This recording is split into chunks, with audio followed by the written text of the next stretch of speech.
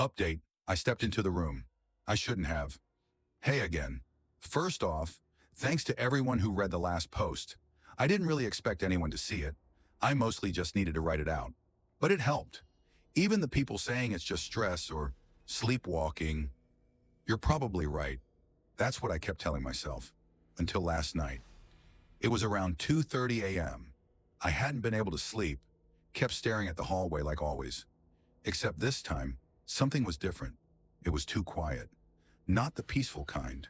The kind of silence that feels pressurized. Then the spare bedroom door creaked open, slowly, like it knew I was watching. I didn't move. I couldn't. I just stared into the black. And then I heard it.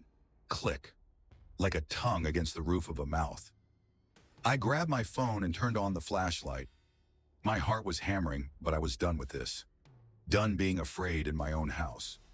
I walked to the door. The floorboards didn't creak. I noticed that, like the house was holding its breath. I stepped inside. The light from my phone barely cut through the dark. The room was colder than the rest of the house, like the air hadn't been disturbed in years. But it had. I knew it had. I checked every corner. Under the bed, inside the closet, nothing, until I turned around.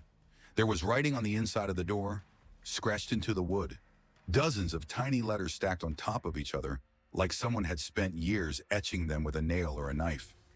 I leaned closer and read the top line. I am still here. My breath caught. I took a step back. That's when the door slammed shut. I spun around and yanked on the handle. It wouldn't budge. My phone flickered, then died. Total darkness. And then, I swear to God, I heard breathing right behind me. Slow, wet, not mine. I didn't scream. I think my brain just shut off. The next thing I remember, it was morning. I was lying on the floor of the spare room. The door was wide open. My phone was back on the charger in the kitchen. And the scratches on the door? Gone. Just smooth wood. I moved out this morning. Didn't even finish packing. I'm typing this from a motel 3 towns over. I don't know what that thing was, or if it was something in me, but I'm not going back. The house is listed. Let someone else figure it out. But I'll tell you this. Sometimes, in that last second before I fall asleep, I hear it again.